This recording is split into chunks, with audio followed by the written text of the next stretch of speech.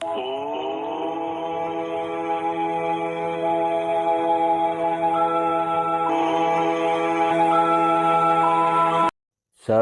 ભગવાન કી જય, સનાતન ધર્મની જય. જય ગુરુદેવ. જય ગુરુદેવ. કે બરાબર છે. જાપ મરે અજપા મરે અનહદ ભી મર જાય, સુરત સમાઈ શબ્દ में વાંકો કાલના ખાય. બરાબર બરાબર છે. હવે જાપ મરે, જાપ એટલે હોઠ કંઠ હલાવીને જે આપણે બોલીએ છીએ એને જાપ કહેવાય. બરાબર છે. તમે હોઠ કંઠ હલાવીને બોલો સોહમ સોહમ સોહમ એટલે આ થયો જાપ. બરાબર છે. પછી એ જાપ અજપ્પામાં આવ્યો જાય. અજપ્પા એટલે જેને જપવાનો પડે, શ્વાસોશ્વાસની ક્રિયામાં ઓટોમેટિક ચાલે. બરાબર છે. એને અજપ્પા કહેવાય. ઓટોમેટિક સોહમ સોહમ ઓલરેડી બાળક જન્મે તેની સાથે જે શબ્દ આવે છે બરાબર એ ચાલી રહ્યો એની અંદર. એટલે જાપ માંથી અજપ્પામાં ગયા. હવે અહીંયા જાપ છૂટી ગયો એટલે જાપ મરી ગયો એટલે છૂટી ગયો સમજો. બરાબર. પછી અજપ્પામાં તમે વયા ગયા. પછી અજપ્પાની અંદર સોહમ શબ્દ પ્રગટ થયો એટલે અજપ્પા પણ ગયો. જાપ મરે અજપ્પા મરે એટલે અજપ્પા પણ છૂટી ગયો. ન્યા સોહમ શબ્દ પ્રગટ થઈ જાય. સોહમ એ જ અનહદ, જેની કોઈ હદ નથી. અનહદ નો અર્થ જ આ થાય છે જેની કોઈ હદ નહીં, તો સોહમ ની પણ કોઈ હદ નથી. એ ચાલુ જ હોય છે સતત. બરાબર. કોઈ પણ ક્રિયાકાંડ ની જરૂર નથી. ઓટોમેટિક બાળક જન્મે ત્યારથી જ ચાલુ હોય છે. બરાબર. હવે એ સોહમ શબ્દ પ્રગટ થઈ ગયો એટલે અજપ્પા પણ છૂટી ગયો. બરાબર. પેલા જાપ છૂટી ગયો, જાપ માંથી અજપ્પામાં તમે આવી ગયા એટલે સોહમ શબ્દ પ્રગટ થઈ ગયો એટલે અજપ્પા પણ છૂટી ગયો. બરાબર. એટલે ન્યા સોહમ શબ્દ પ્રગટ થઈ ગયો. સોહમ એ જ અનહદ. હવે અનહદ ભી મર જાય. હવે અનહદ ભી મર જાય એટલે અનહદ છૂટી જાય. ક્યારે છૂટે?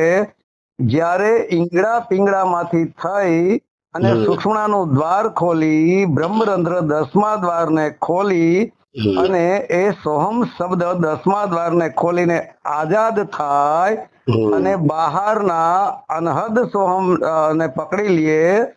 એ અનહદ સોહમ રૂપી શબ્દને પકડી લઈએ એટલે અહીંયા અનહદ જે અંદર સોહમ શબ્દ પ્રગટ થઈ ગયો ને, સોહમ સ્વયં સુરતા છે. બરાબર છે. સોહમ એ જ સ્વયં સુરતા છે. એટલે અહીંયા જાપ મરી ગયો. પેલા જ હોઠકંઠ હલાવીને છૂટી ગયો, મરી ગયો એટલે છૂટી ગયો. પછી અજપ્પામાં આવી ગયો. પછી અજપ્પા છૂટી જાય, સોહમ શબ્દ પ્રગટ થઈ ગયો. સોહમ એ જ અનહદ. પછી એ ઉપર ચડી અને 10મા દ્વારમાં પહોંચે છે. શ્વાસના માર્ગે જ ચડી રહે અને પહોંચે છે. ઈંગડા પિંગડા બંને નાડીને સ્થિર કરી સુષુમ્નાનું દ્વાર ખોલે.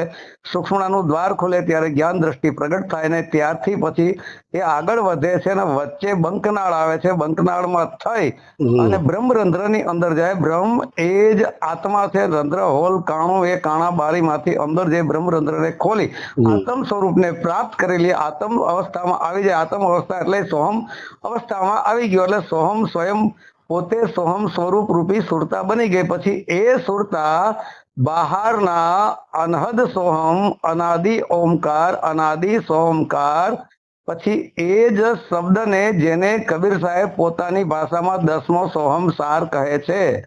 એ 10મા સોહમને 10મો સોહમ જે 12 રસ ચાલી રહ્યો છે, આખા પૃથ્વીમાં બધે શબ્દ ગાજી રહ્યો છે, એ અંદરની સોહમ રૂપી સુરતા બહારના 10મા સોહમ સાર રૂપી શબ્દ રૂપી સુરતાને પકડી લે છે અને એની અંદર એ સમય, એને પછી કાળ ખાઈ ન શકે. કાળ એટલે સમય, કાળ એટલે સમય, એને પછી સમય લાગુ પડતો નથી.